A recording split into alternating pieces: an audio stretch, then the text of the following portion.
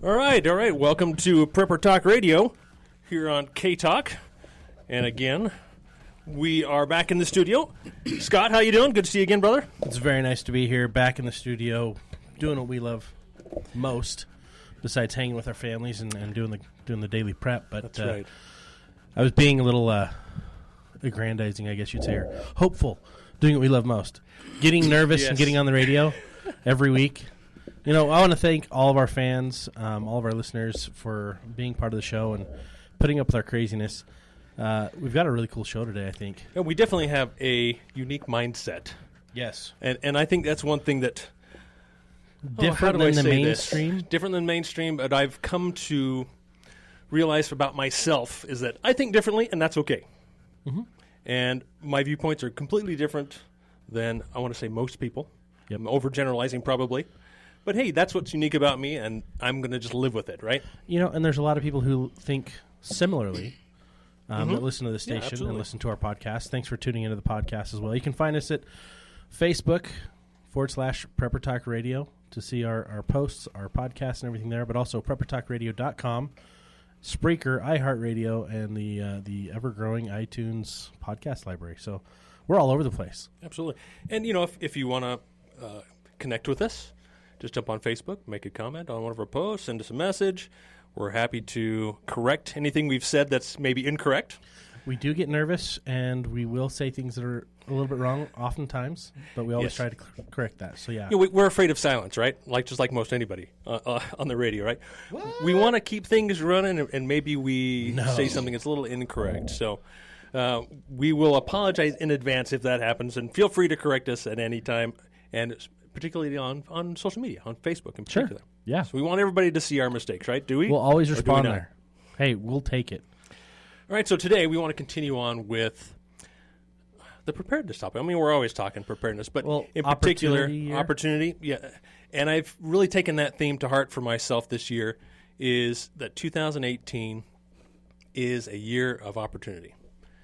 And I'm really trying to take that to heart, keep a positive mental attitude this year, because there's a lot of crap going on, honestly, and I hate to use that word, but it's not...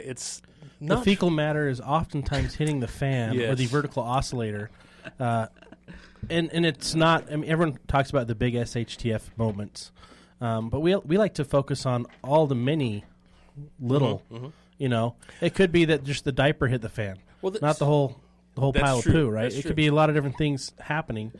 But in 2018, I mean, it's a great year for preparedness, great opportunity for us. You bring up a great point, is that we don't often notice the little things. It's the big things that cause us to get concerned and worried. Oh, what's going on with North Korea or this or that we see maybe in the media that's overdone. Yep. But it's the small things that we don't necessarily notice that we've got to look harder for, that we need to probably prepare a little bit more diligently on, so that we're not... We're going to focus on the tire with the nail in it. There we go. Right. The small Oftentimes leak. we'll miss it, but if we pay attention to it, we'll avoid a big blow up later if we can catch it and plug it right away. I like that analogy. That makes a lot of sense. So, speaking along those lines, let's talk economics. So, yes. From a microcosm to a macrocosm to microcosm and everything in between. And as you guys know, my biggest, I don't want to call it a fear, my biggest concern for the future is financial security, right? Yep. I've said this before, I got 5 kids. I got 3 older daughters that are going to, get married soon, going to school, those types of things. I got a lot of financial concerns that way. There's suitors lining up? You're saying married I've soon? got one. I got one right now that I'm a little concerned about. I'm not concerned, no. He's a good guy. But the talk could be coming. I'm concerned about my pocketbook. That's where I'm concerned about, being able to pay for these things.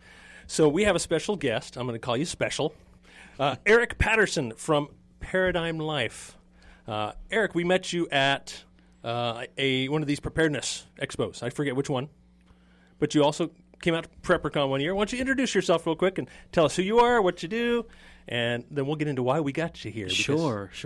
So I'm Eric. I'm Eric Patterson. I'm actually not from here in Salt Lake City. I'm actually from the East Coast. Okay. But no, we met at the PrepperCon in the Southtown Expo back in October, I'd say. It was actually my first time going to one of these events. Although I've always been intrigued by the prepper mentality. I mean, my background's in the military. I'm in the Air Force and SEAL Reserves. Right. Yeah. And that has played a huge role in kind of my preparedness, always having a go bag and just always being ready to, for what the worst case scenario sort of thing. And so I thought, Paradigm Life is where I set my hat at, and that's where I work. And we are a insurance-based financial planning firm, very much contrarian in nature. So we help people build wealth outside of Wall Street. And that's exactly what I wanted to hear. It's funny because that's actually one of the reasons we brought you on was because there are so many outlets talking about the typical investment strategies, which as a prepper, we don't like the typical anything, right? We want to look at the safer solutions. We want to look at the asset-based solutions. We want to look at things that we can control a little bit more, or have a little more trust in.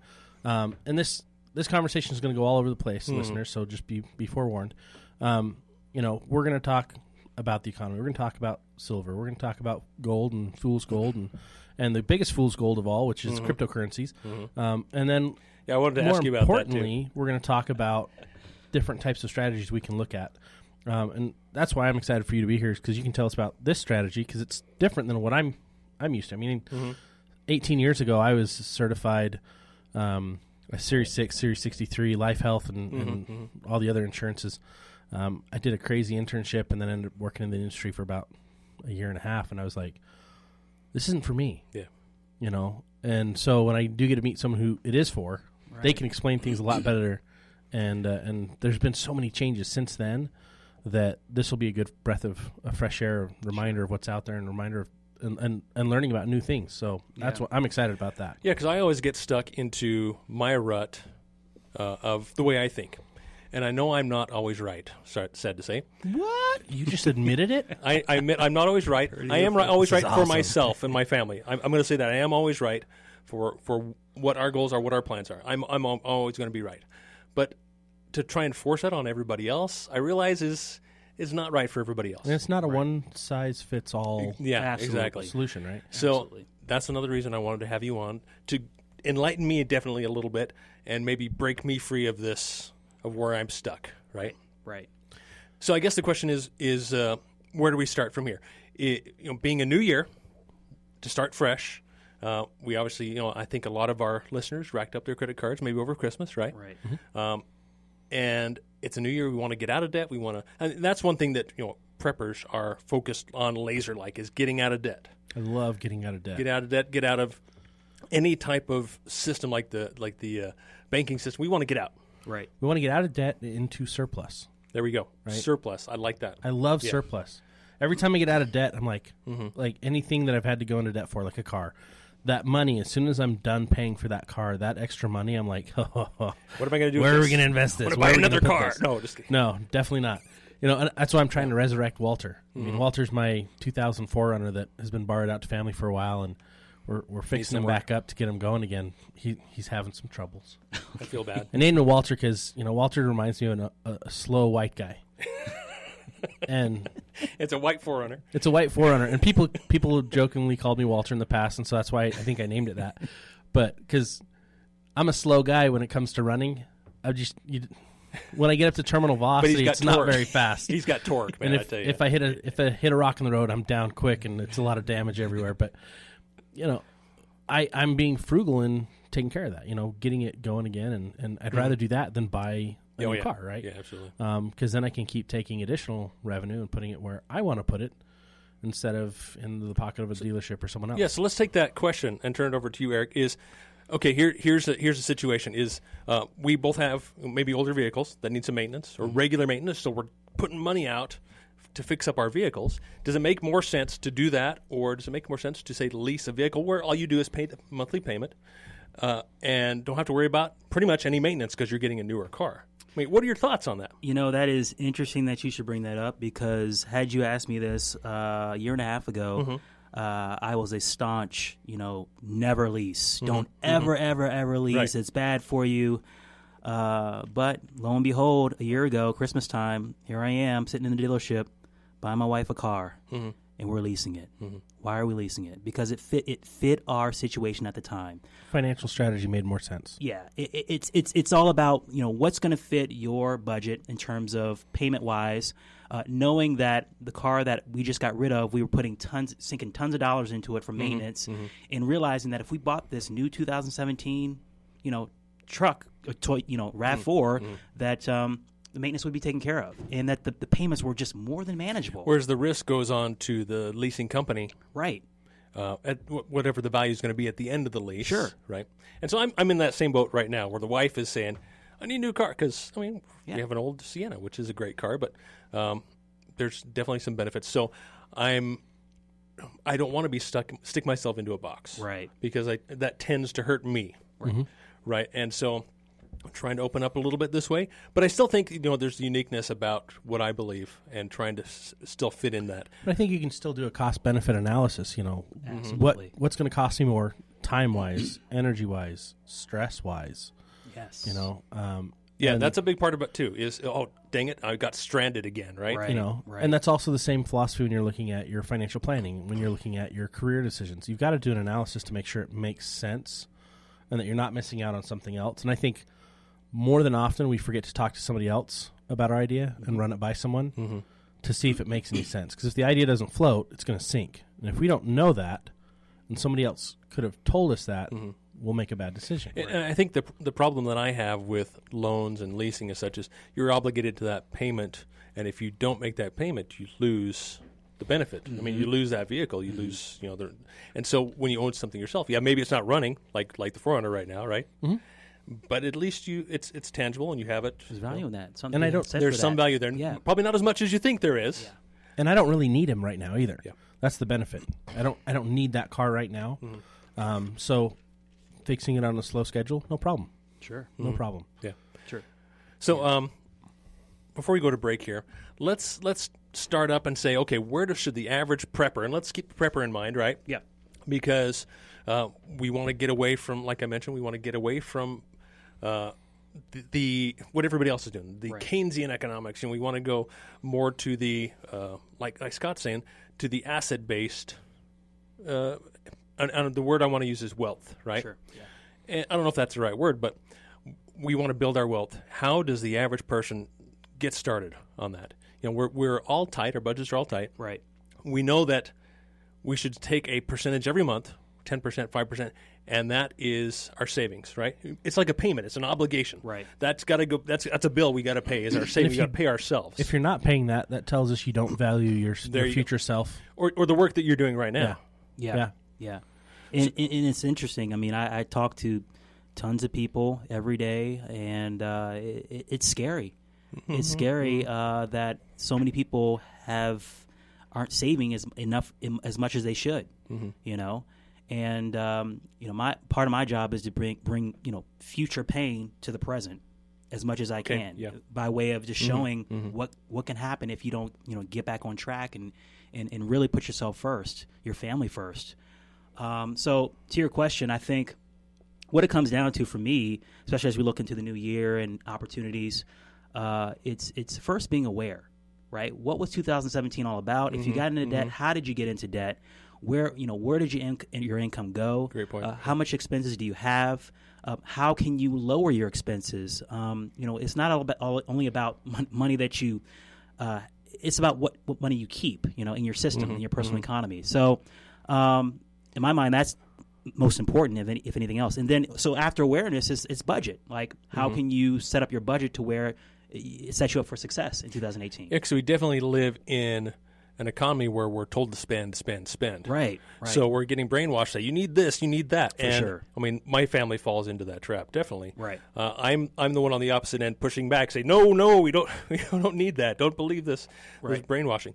So I guess the first order of business would be to turn off your TV, right? Stop getting brainwashed. Check. But yeah, absolutely. So right after the break, let's jump right back into that. And here's our music. Look at that perfect timing. Perfect timing. Thank you for listening to us here at Prepper Talk Radio, here on K-Talk.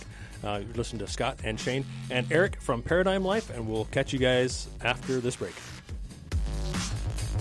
All right, welcome back. Thanks for listening to us here at Prepper Talk Radio.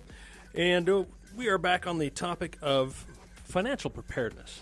And of course, my thought is preppers need financial help too. I mean, we think we know.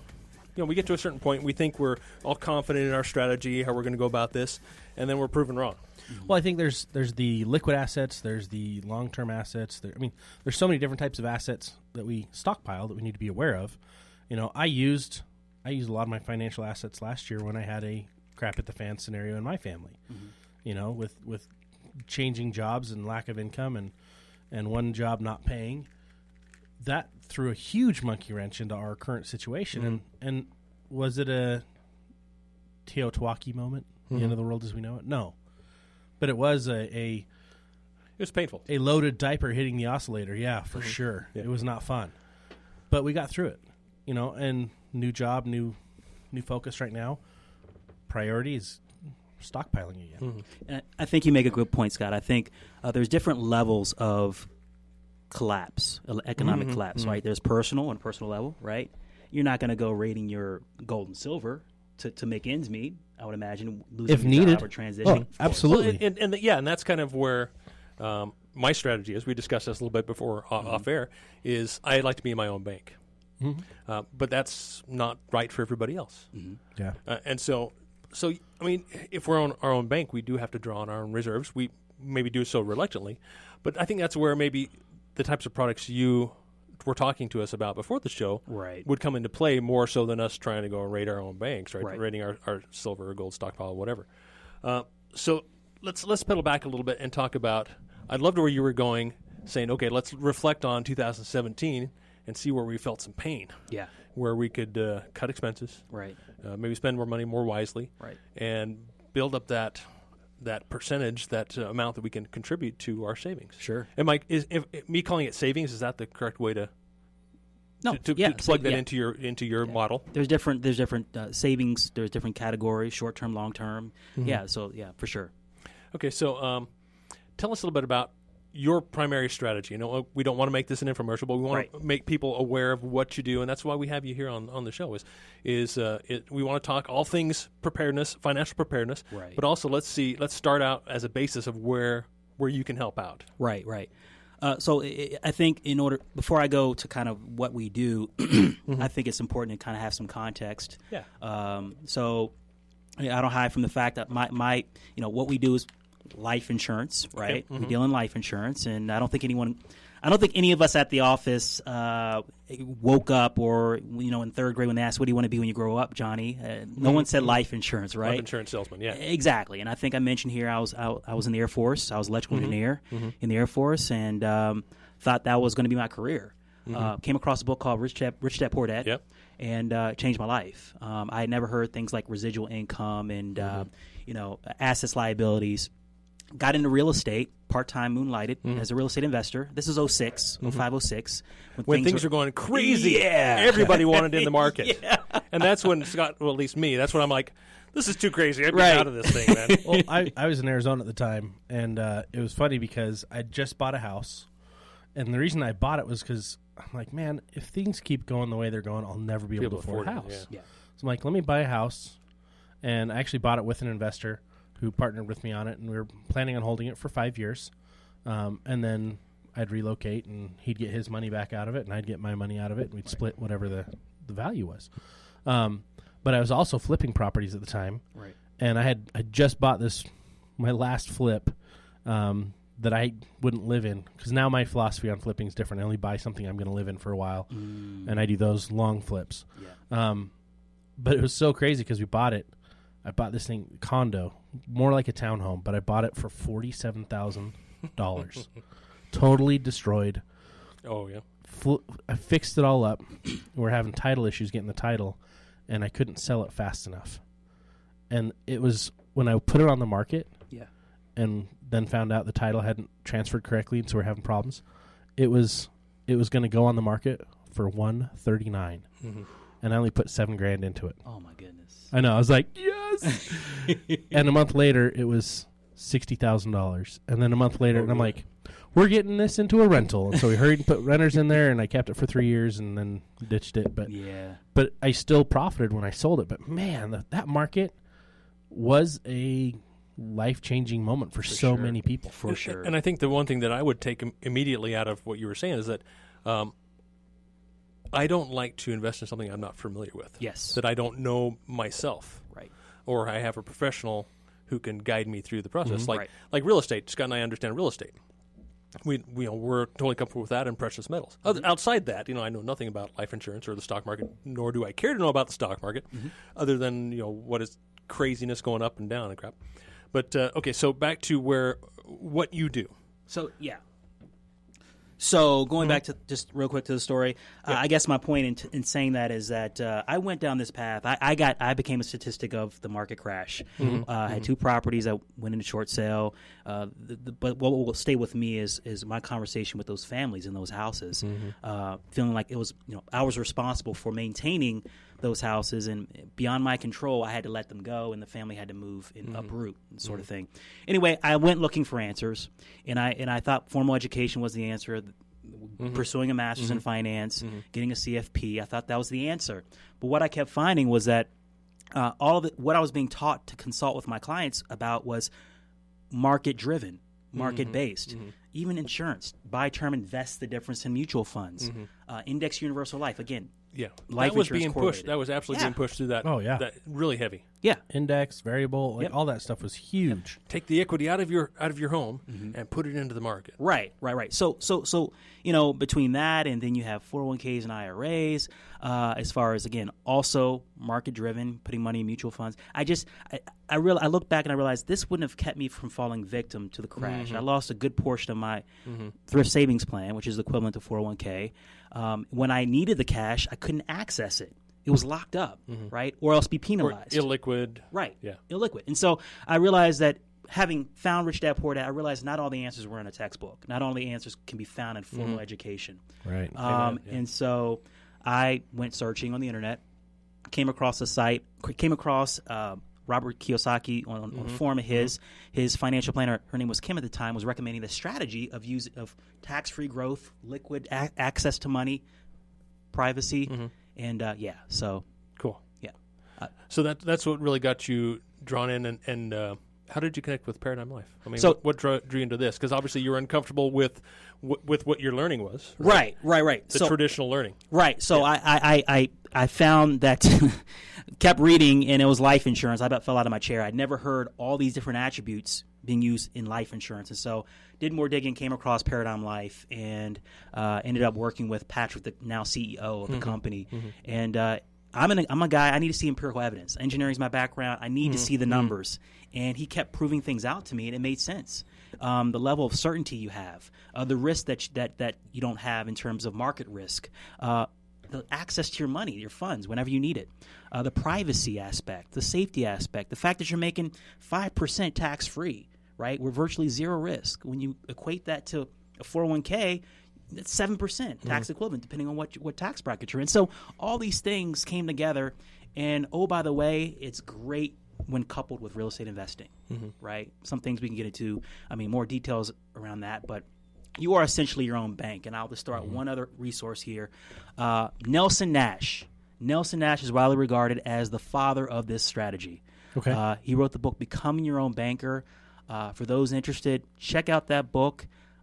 He's about 9 years old, out of Alabama. He's big into Austrian economics, and it was a game changer.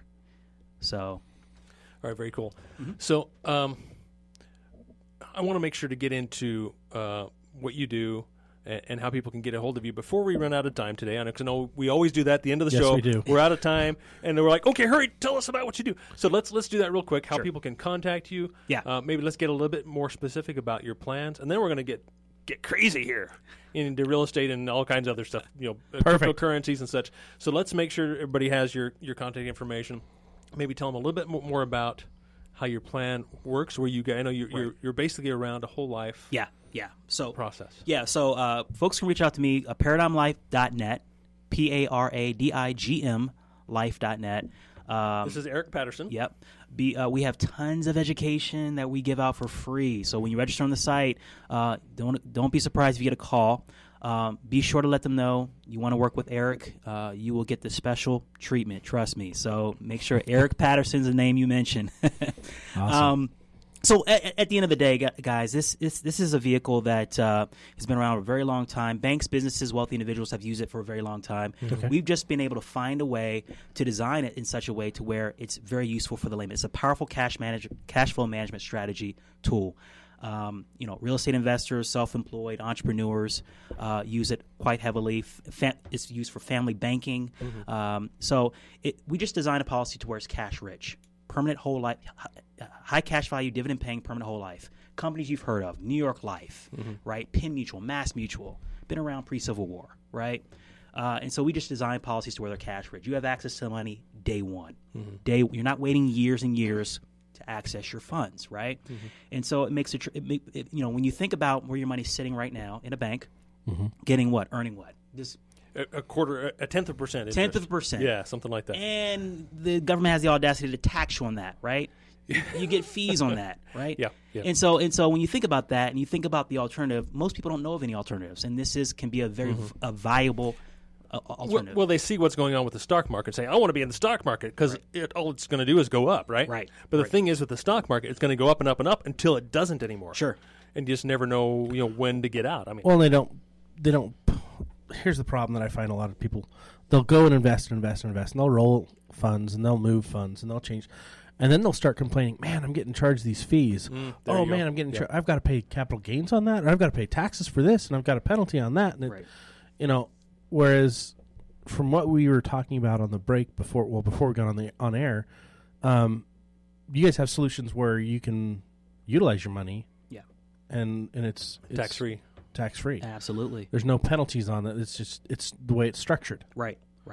The funny thing about life insurance is that the IRS treats it with kid gloves. They recognize that it is a powerful tool for transferring wealth to the next generation. They want to make sure that stays protected. I think that's a great point because not a lot of people are thinking about that. Right. That's where true wealth is created from generation to generation, and not just exactly. Yep. Perfect name for throwing out there, Rothschilds and so forth.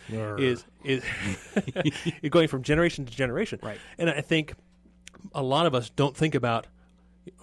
Honestly, and I'm speculating here, is that we don't think about, okay, what about our kids? Right. They can take care of themselves, right? Which is true. They can take care of themselves. They're smart and they're going to have a lot of opportunities in the future. But as a parent, that's one of the main things I'm focused on is, okay, how am I going to pass on what I've earned, what I've done to my kids? Not to mention, Shane, I think you make a great point. I think to take it a step further, it's not only about monetarily passing on wealth, because if you look at the Rothschilds, you look at the Vanderbilts. I don't know if you know the story. Two different case studies, two different outcomes. Okay. Right? Vanderbilts, money was passed down the line, but they weren't passed the values on how to use the money. They squandered it. They have both families have family reunions every year. There wasn't a millionaire amongst the Vanderbilts. Rothschilds, it said they're worth in the trillions. Around the world. So because they passed down the values, right? They had. I'm going to put my air fingers up. Values, right, around managing the money. And you take a loan. If you don't pay the loan back with interest, you are cut out from the family, from that access to those funds, right? So all these important things are passed along. So when people say, "I don't want a trust fund, baby," I don't want, I get it. At the same time, there is more than just money that's being passed along. If you do it right. You can pass along not only money, but your values. Maybe it's a business, and keep that perpetuating beyond just the next generation. Right? I think that's where a lot of people forget. I mean, as preppers, the number one thing we want to pass on to our kids is the ability to be self-reliant, which starts with knowledge, right? Knowledge, mindset, determination, willpower.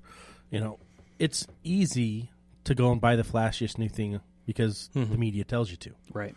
It's hard to wait, especially if it's something you think you need. Right. It's hard to wait. And having a little bit of discipline goes a really long way. Same with investing, same with, everything else. But, for me, that's what I'm more focused on, the mindset, how you treat people, how you and where you put your money. Right. So those are the traits that I want to pass on. But absolutely having some kind of egg to pass on to the next generation. Yeah, that's always great. And there's nothing wrong with that. And where that leads, my thought is, okay, if you're involved in the stock market, and I'm overgeneralizing here, is right now I think it's mostly driven by greed. It's driven by the fear of missing out. Right? Everybody else is making money. Cryptocurrency. Cryptocurrency in particular. All you have to do is go online and read anything about cryptocurrency right now, and it's basically, man, I missed out on that. I just saw a guy that he took out a $20,000 loan to buy one Bitcoin. And now he's making payments on his Bitcoin that he owns that's worth like $6,000. Yep. Well, and I think that's like with interest. You're talking about values, right? You're talking about values. Yeah. We don't want to instill the values of greed into our children. Like, we're going to jump in the stock market so that we can take advantage of other people, the greater fool theory, right? Right. The only way we're going to make money in this industry, right, or this not industry, this stock market, this market right now, this economy is the greater fool. Who else is going to come in and buy the stock at a higher price, or the Bitcoin, or the cryptocurrency at a higher price? Right. And if that's what we're doing, that's what we're teaching our kids, that's completely the wrong values, if you ask me. Whereas as your type of investing, your type of wealth preservation,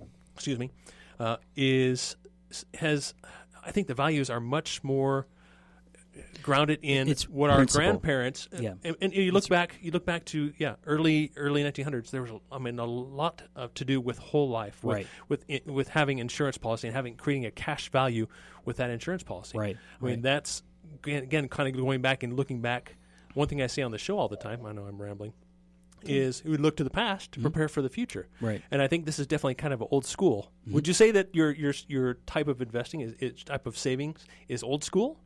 I think that's relative. I guess you might say that it's definitely a throwback to yesteryear in terms of where people normally would put their savings. Conservative people who are happy to earn 4 to 6% instead of much higher, being greedy and the greater fool. Well, okay, I'm going to change the idea on that. Okay, you'd mentioned that the tax benefits of a lower performing plan like this, it matches oftentimes a higher performing plan because of the differences in the taxation, right? So basically what you're doing is you're taking an old school plan and you've put in methods and tools that we can utilize those funds anytime we want to, which is new school. With the new school. Yeah. Right? It's a hybridized plan. And we preppers, we love technology. And anything that can be used in multiple ways, that's one thing, that's perfect. Leverage. All right, we're off to break here. Thanks for listening. We'll be back on the other side of the break. All right, welcome back to the dance party here at Prepper Talk Radio. You're listening to Scott and Shane and our wonderful guest, Eric Patterson of Paradigm Life. Be sure to give him a call if you find what we're talking about interesting here today. And I think, kind of going back to the getting prepared for this year, it's definitely a year of opportunity. We need to take all the opportunities that were afforded us to prepare for really what's coming. Quick housekeeping item, though. Okay. Forgot to do this. Listeners, you're enjoying our show. Check out the other shows. Check out the full lineup.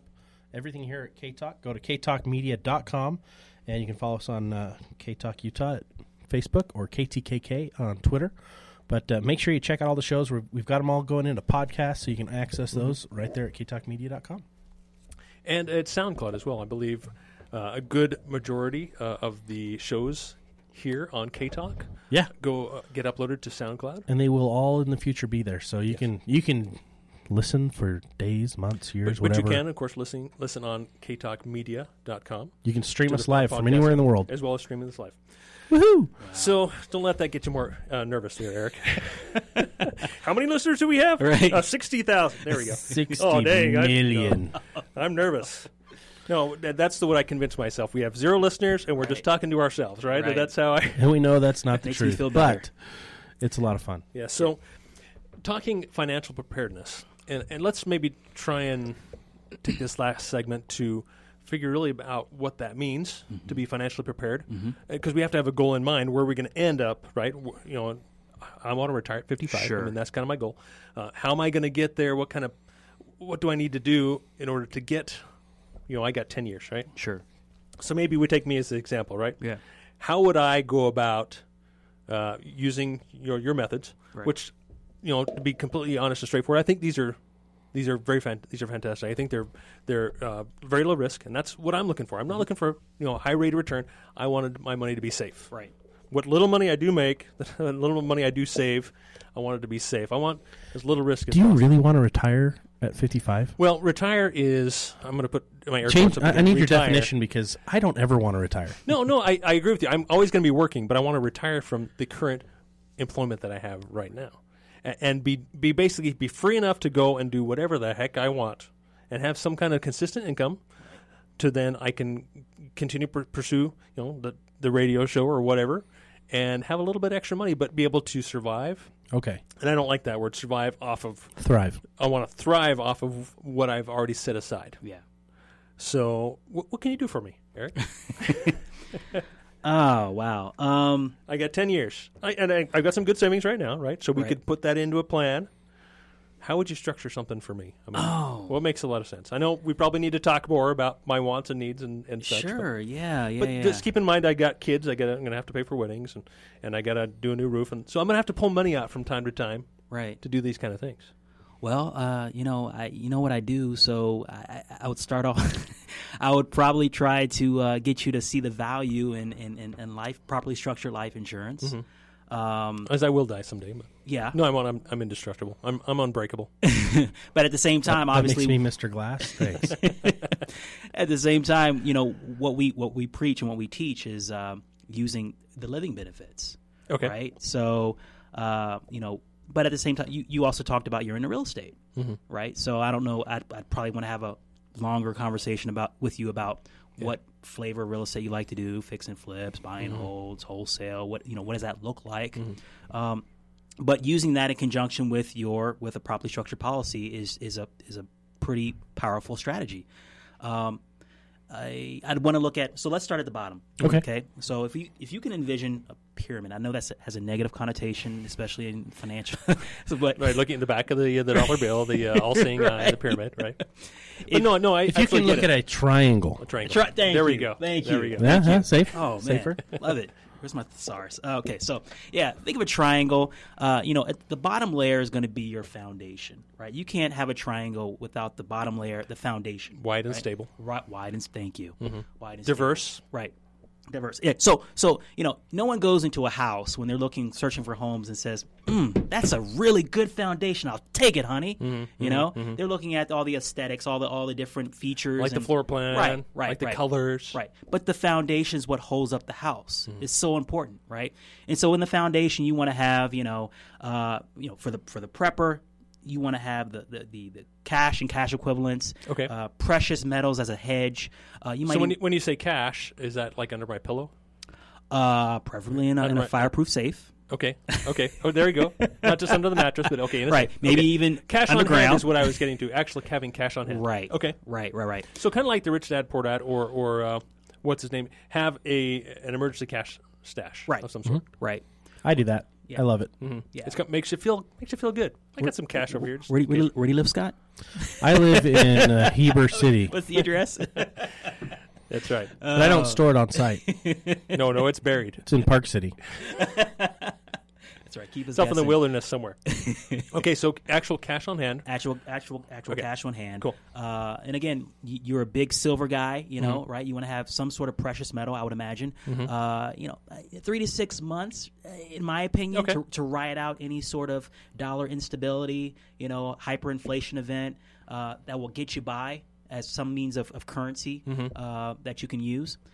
Canned food storage, right, for those dire situations, and if you have a talent of some sort to where you can barter, you know what I mean.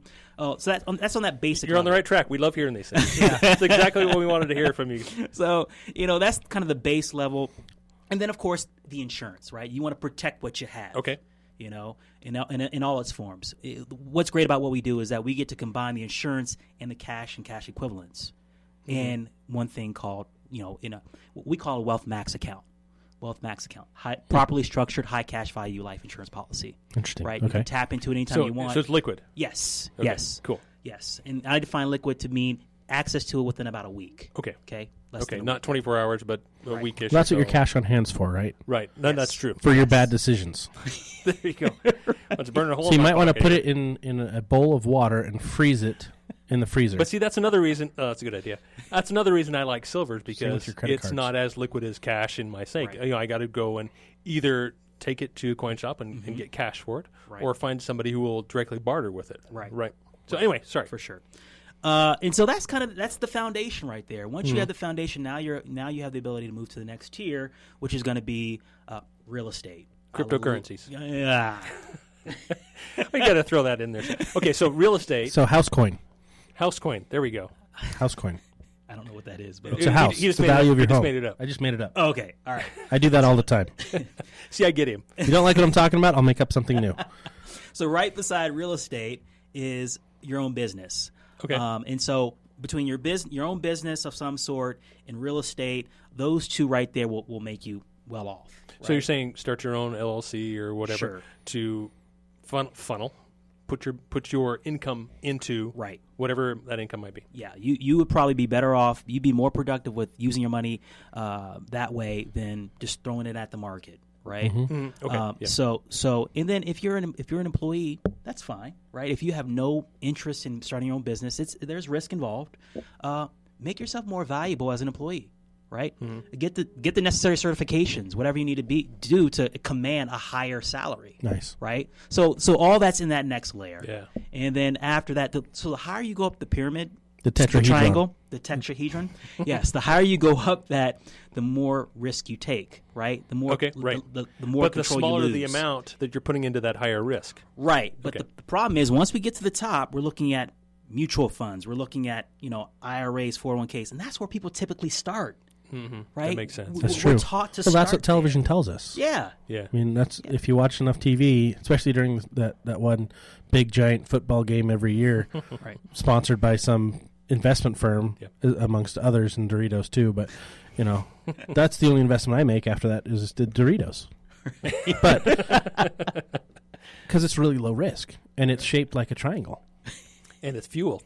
It's fuel, and you can actually light it on fire as a fire starter. Use it as a fire starter in the wild. Full circle. Did you know that? Yeah, they actually light on fire. You can use it as a fire I heard starter. about that. Yeah. Anyways, okay, so you're saying at the top of the triangle are the higher risk opportunities, less control, higher risk. Control. Okay, yeah. And and the fallacy is, I think, is that people start there and they put all their hopes and dreams into these mutual funds and things like that, and they have no control over it. And so, it's like you flip that triangle upside down.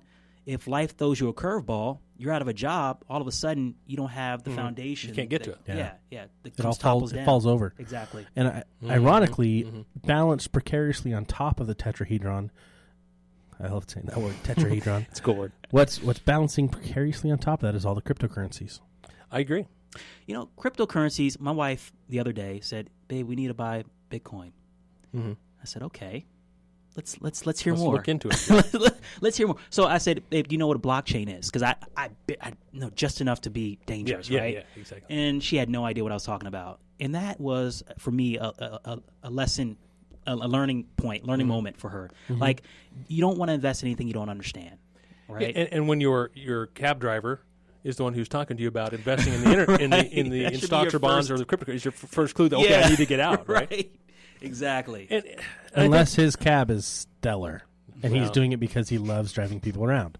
I'll be honest. There you go. You never know, but always do your homework. Right. Yeah, absolutely. All right, let's finish up. We only got like a minute or so left here. Okay. Well, maybe 2 minutes. I guess I would say at the end of the day, I'm not railing against 401ks per se, mutual funds, the market per se. Mm-hmm. At the end of the day, I don't think there's any perfect product, life insurance included. There's no perfect product. I do think there's perfect planning. Right. Okay. And so, looking at your situation, what's going on there, what's going to meet your objectives. I think that people are woefully underinsured when it comes to life insurance, and we've just happened to find a way to where now you can utilize it while you're living in just amazing ways. That's an important part to me, is be able to utilize it and not after I'm dead. Yeah, right. Mm-hmm. Right. Right. Mm-hmm. I like to use stuff while I'm alive because I just don't imagine myself using much after I'm dead. No, you're probably right there. I'm different than the pharaohs. Okay, so how does this work for? How do we leave this behind for our kids? How does that work? If we were to pass away, how does that benefit our family? Right. So there's some amazing, pretty complex estate planning strategies that are out there. Okay. Trusts where you can essentially dictate what you want to happen from the grave. Right. Okay. So those are some things we can talk about. You handle that in-house? What's that? You handle that in-house as well? Most of that we handle in-house, but we also refer it out, to other folks who are more, versed in those areas. Okay. Right? But, but essentially you are passing along a tax-free asset. You're leveraging your dollars via premium, passing along a tax-free asset to your family. Very nice. So, yeah. All right, so in the last minute or so here, let's put out your name and number and how to contact you. Well, I guess you don't have your number, but you can go to ParadigmLife.net as he looks up his phone number here. You don't have it? I don't know my. You know what? It's we all have that same problem. I know my phone number. I don't know anybody else's phone number. That's true. I don't know my work number. Actually, I do know my work number. My office number, I couldn't tell you what it is. My cell phone, I gave that out a lot. This is embarrassing. You guys are not getting it. So here we go. I got it. Okay. There you go. Go ahead for it. All right. So the email is epatterson@paradigmlife.net. Patterson with 2 T's at paradigmlife.net. And the phone number direct is 801-396-5727. That's 801-396-5727. ParadigmLife.net. Ask for Eric Patterson. If you want the special treatment. Only if you want the special treatment. If you want standard treatment, which is above other institutions, just call Paradigm. There you go. If you want the special, awesome treatment, right. You know who to ask for. Well, Eric, our conversation has been very enlightening to me. I appreciate you coming on. Yeah, I appreciate you having me. It's been fantastic, and I think we had a lot of fun. You guys made this very painless. Good. Appreciate it. For those of you who are thinking about coming on this show, take it from me. They made it very easy and painless. Thank you very much. And thanks, everybody, for listening here to Prepper Talk Radio. We're going to catch you guys next week. Check us out on social media, Prepper Talk Radio on Facebook, and, of course, listen to our podcast on PrepperTalkRadio.com.